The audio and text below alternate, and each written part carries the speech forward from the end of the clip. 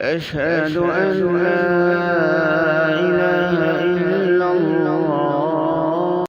بسم اللہ الرحمن الرحیم۔ نماز کورس کے 4 اسباق الحمدللہ ہمارے ہو گئے۔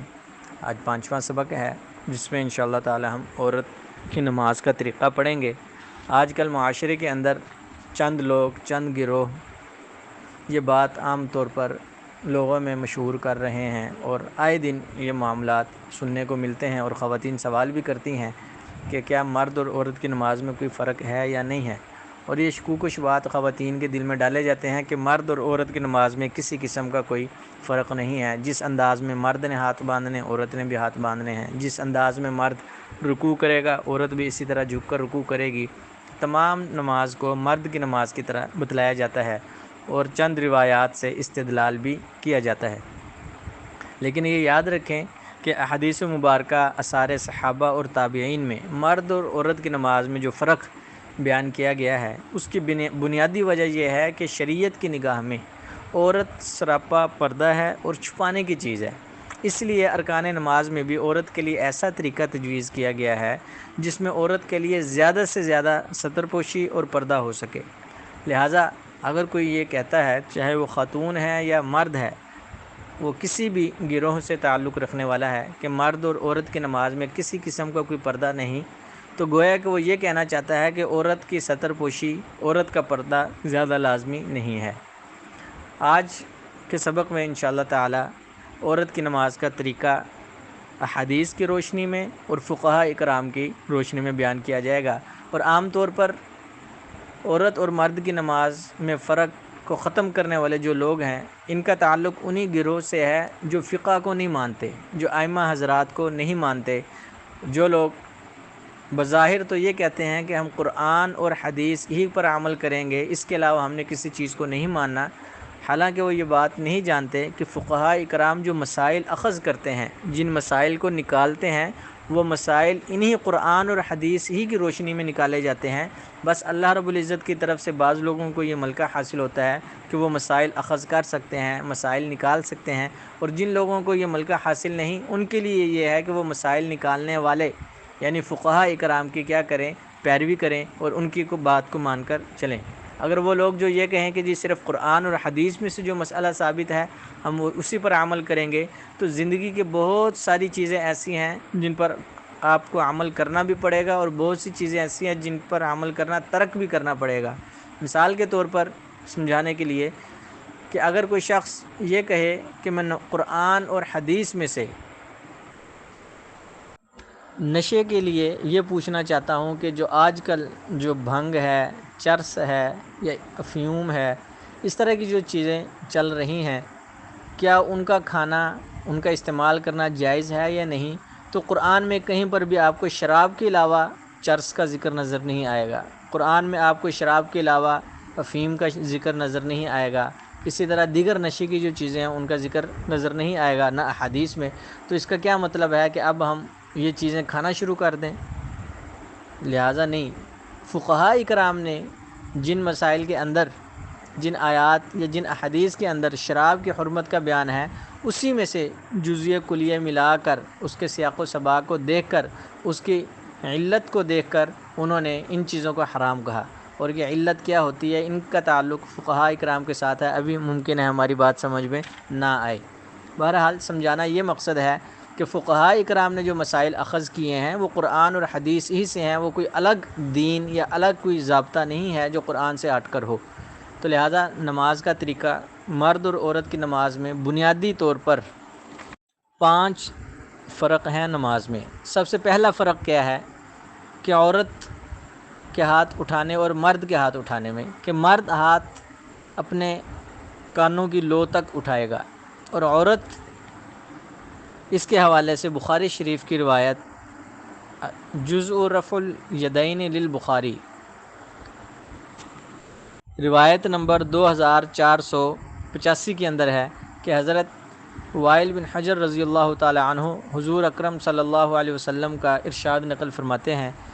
کہ آپ صلی اللہ علیہ وسلم نے فرمایا کہ اے وائل، جب تم نماز پڑھو تو اپنے دونوں ہاتھوں کو کانوں تک اٹھاؤ، اور عورت اپنے دونوں ہاتھ اپنے سینے کے برابر اٹھائے۔ اور اسی طرح حضرت عطا بن ابی رباح رحمۃ اللہ علیہ سے سوال کیا گیا کہ عورت نماز میں ہاتھ کہاں تک اٹھائے گی؟ فرمایا کہ اپنے سینے تک، کہ مصنف ابن ابی شیبہ میں یہ روایت موجود ہے۔ تو لہٰذا دلائل مختصر دیے جائیں گے تاکہ ہمارا سبق لیکچر طویل نہ ہو جائے۔ تو لہٰذا یہ دو دلیل، ایک حدیث کی اور دوسری ایک فقہ کی، تو لہٰذا ان دونوں سے بالا روایات سے معلوم ہوا کہ مرد کانوں تک ہاتھ اٹھائیں گے اور خواتین اپنے سینے تک ہاتھ اٹھائیں گے تکبیر تحریمہ کے وقت۔ یہ پہلا فرق مرد اور عورت کی نماز میں۔ دوسرا مرد اور عورت کی نماز میں فرق کیا ہے کہ عورت اور مرد کے ہاتھ باندھنے کا طریقہ۔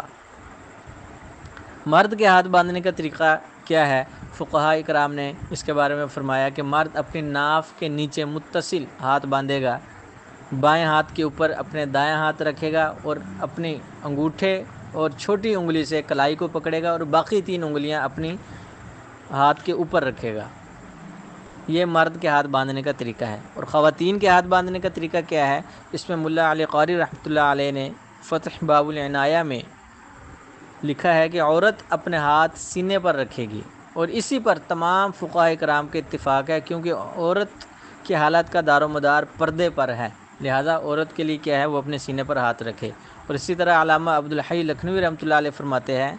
کہ عورتوں کے ہاتھ باندھنے کا معاملہ تو تمام فقہاء کا اس بات پر اتفاق ہے کہ ان کے لیے سینے پر ہاتھ باندھنا سنت ہے، کیوں اس میں زیادہ پردہ ہے۔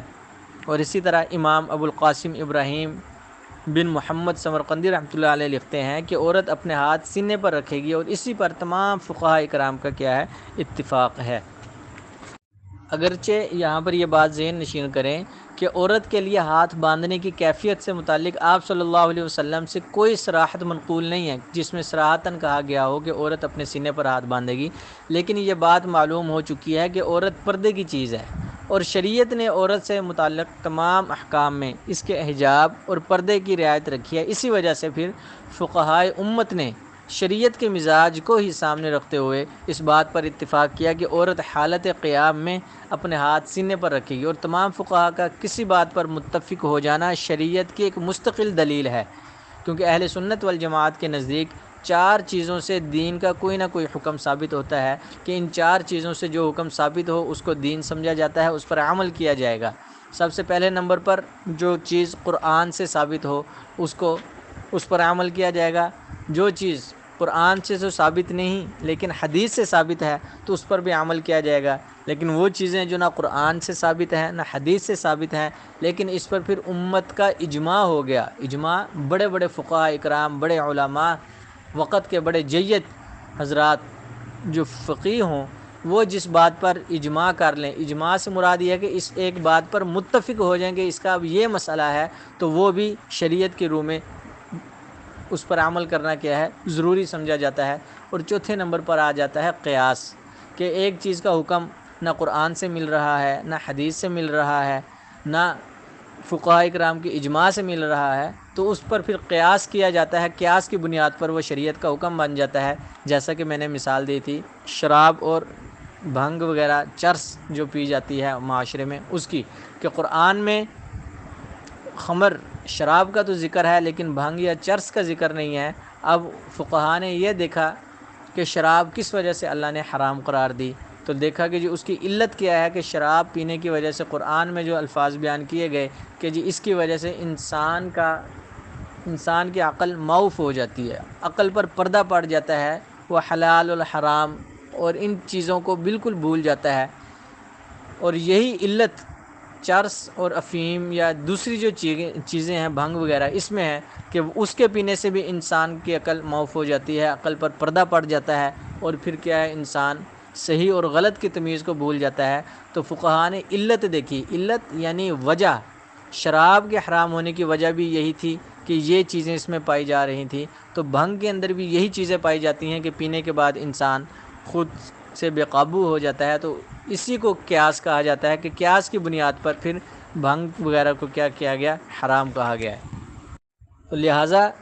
فقہاء اکرام کا اس بات پر بھی پھر اجماع ہی ہوا ہے کہ عورت ہاتھ باندھنے کی کیفیت اگرچہ آپ صلی اللہ علیہ وسلم سے حدیث سے تو ثابت نہیں لیکن فقہاء کرام کا اجماع ہوا کہ عورت اپنے سینے پر ہاتھ باندھے گی۔ یہ دوسرا فرق تھا۔ تیسرا فرق کیا ہے؟ عورت کے رکوع کرنے کا طریقہ۔ اب عورت رکوع میں صرف اس قدر جھکے گی کہ اس کے ہاتھ گھٹنوں تک پہنچ جائیں، اور ہاتھوں کو بغیر کشادہ کیے ہوئے گھٹنوں پر رکھے گی اور کوہنیوں کو پہلو سے ملا کر رکھے گی۔ اور مردوں کا طریقہ کیا ہے؟ مرد پوری طرح جھکیں گے اس انداز میں کہ اگر ان کی کمر پر پیالہ رکھ دیا جائے پانی کا بھرا ہوا تو وہ پانی کا پیالہ نہ چھلکے، پانی نہ گرے، اس حد تک انہوں نے بالکل کمر کو سیدھا رکھنا ہے۔ لیکن عورت کے لیے یہ حکم نہیں ہے۔ عورت کیا کرے گی؟ صرف اس حد تک جھکے کہ اس کے ہاتھ آسانی کے ساتھ گھٹنوں تک پہنچ جائیں، صرف اتنا جھکے گی۔ اور مرد کیا ہے؟ اپنی بغل کو واضح کریں گے اور اسی طرح ہاتھوں کو کشادہ رکھیں گے۔ لیکن عورت کے لیے حکم یہ ہے کہ وہ اپنے ہاتھوں کو کوہنیوں کو پہلو یعنی اپنی پسلیوں کے ساتھ ملا کر رکھے گی، کوشش کرے گی۔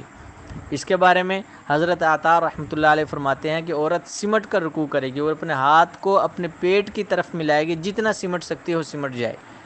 اس کے لیے دلیل مصنف عبدالرزاق اور حدیث نمبر 5983، اور اسی طرح فتاوی عالمگیری میں بھی ہے کہ عورت رکوع میں اس قدر جھکے گی کہ گھٹنوں کو مضبوطی سے نہ پکڑے، صرف انگلیاں وہاں تک پہنچے، اپنی انگلیوں کو کشادہ نہیں کرے گی، زیادہ بالکل ملا کر رکھے گی۔ البتہ ہاتھوں کو ملا کر اپنے گھٹنوں پر جما کر رکھے گی، گھٹنوں کو تھوڑا سا ٹیڑھا بھی کرے گی۔ اور مرد کے لیے کیا ہے کہ مرد بالکل سٹریٹ سیدھا رکھیں گے اپنے گھٹنوں کو، عورت کے لیے یہ حکم نہیں ہے۔ یہ فتاوی عالمگیری جلد نمبر 1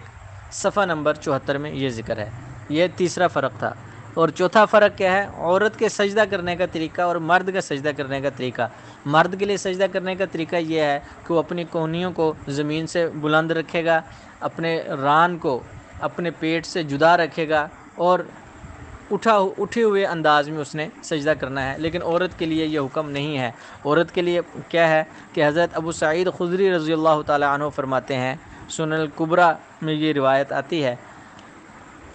کہ آپ صلی اللہ علیہ وسلم مردوں کو حکم فرماتے تھے کہ سجدے میں اپنی رانوں کو پیٹ سے جدا رکھیں، اور عورتوں کو حکم فرمایا کرتے تھے کہ خوب سمٹ کر یعنی رانوں کو پیٹ سے ملا کر زمین سے چپک کر سجدہ کریں گی۔ اگر عورت بھی اس طرح مرد کی طرح سجدہ کرے گی تو اس میں اس کے سطر کے واضح ہونے کی بھی خطرہ ہے، اور سطر نہ چھپا ہونے کا بھی اس میں خطرہ ہوتا ہے۔ لہٰذا بہتر طریقہ اور سطر کے چھپانے کا طریقہ یہی ہے، عورت زمین کے ساتھ چپک کر خوب سمٹ کر سجدہ کرے، تو اسی میں اس کے سطر کو زیادہ محفوظ رکھا گیا ہے۔ اور اسی طرح حضرت یزید بن ابی حبیب سے مروی ہے کہ آپ صلی اللہ علیہ وسلم نے فرمایا، آپ صلی اللہ علیہ وسلم 2 عورتوں کے پاس سے گزرے جو نماز پڑھ رہی تھیں، اور آپ صلی اللہ علیہ وسلم نے فرمایا کہ جب تم سجدہ کرو تو اپنے جسم کا کچھ حصہ زمین سے ملا لیا کرو، کیونکہ عورت کا حکم سجدے کی حالت میں مرد کی طرح نہیں ہے۔ یہ حدیث بھی سنن الکبریٰ میں آتی ہے۔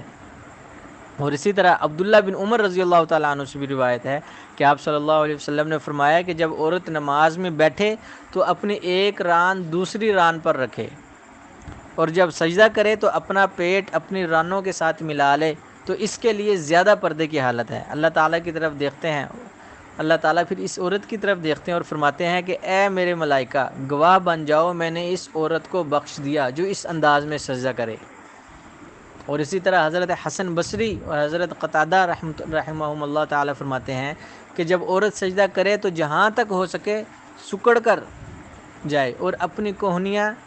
پیٹ سے جدا نہ کرے تاکہ اس کی پشت اونچی نہ ہو، کمر کو بلند نہ کیا جائے کہ اس کے اندر سطر کے کھلنے کا اندیشہ ہے۔ اور اسی طرح حضرت مجاہد رحمۃ اللہ علیہ اس بات کو مکروہ جانتے تھے کہ مرد جب سجدہ کرے تو اپنے پیٹ کو رانوں پر رکھے، جیسا کہ عورت رکھتی ہے، کہ مرد کا اس طرح سجدہ کرنا مکروہ ہے۔ اور عطا رحمۃ اللہ علیہ فرماتے ہیں کہ عورت جب سجدہ کرے تو اپنے بازو اپنے جسم کے ساتھ ملا لے، اپنا پیٹ اور سینہ اپنی رانوں سے ملا لے، اور جتنا ہو سکے خوب سمٹ کر سجدہ کرے۔ یہ چوتھا طریقہ تھا مرد اور عورت کی نماز میں فرق کا، کہ سجدے کی حالت۔ اور پانچواں اور آخری طریقہ عورت کے بیٹھنے کا طریقہ۔ مرد کا بیٹھنے کا طریقہ یہ ہے تحیات میں کہ مرد اپنے بائیں پاؤں کو بچھائے گا اور اس کا رخ دائیں طرف نکالے گا، اور دایاں پاؤں اس کو انگلیوں کے بل کھڑا کر کے انگلیوں کے زور پر رکھے گا۔ اس صورت میں مرد کیا ہے؟ بیٹھے گا رکوع کے اس میں تحیات کی حالت میں۔ لیکن عورت کے بیٹھنے کا طریقہ یہ ہے کہ عورت دونوں پاؤں دائیں طرف نکالے گی، سرین کے بل اس طرح بیٹھے کہ دائیں ران بائیں ران کے ساتھ مل جائے، حضرت عبداللہ، اس میں روایت بھی ہے، حضرت عبداللہ بن عمر رضی اللہ تعالیٰ عنہ سے روایت ہے کہ آپ صلی اللہ علیہ وسلم فرمایا کہ جب عورت نماز میں بیٹھے تو اپنی ایک ران دوسری ران پر رکھے، اور جب سجدہ کرے تو اپنا پیٹ اپنی رانوں کے ساتھ ملا لے، اس لیے کہ اس میں زیادہ پردے کی حالت ہے۔ اور اسی طرح حضرت ابن عباس، عبداللہ بن عباس رضی اللہ تعالیٰ عنہ سے ہے کہ عورت کی نماز سے متعلق سوال کیا گیا تو آپ نے فرمایا کہ خوب سمٹ کر نماز پڑھے اور بیٹھنے کی حالت میں سرین کے بل بیٹھے، یعنی سرین کو نیچے رکھے گی اور دونوں پاؤں دائیں طرف کو نکالے گی۔ اور یہ روایت بھی مصنف ابن ابی شیبہ میں آتی ہے اور حدیث نمبر 2794 ہے۔ یہ ٹوٹل نماز کا طریقہ تھا، مرد اور عورت کی نماز کا بنیادی 5 فرق تھے، ان کو ذہن نشین کریں، اور کسی بھی ایسے فتنے سے، کسی بھی ایسے علم سے جو آپ کو دین سے دور لے کر جائے، جو خاتون کے سطر کو کھولنے کی اجازت دے رہا ہو جو دین، تو سمجھ جائیں کہ وہ دین نہیں ہے، وہ اپنی طرف سے بنائی ہوئی بات ہے۔ اللہ رب العزت ہم سب کو دین سمجھ کر، نمازیں سیکھ کر ادا کرنے کی توفیق عطا فرمائے۔ آخر دعوانا ان الحمدللہ رب العالمین۔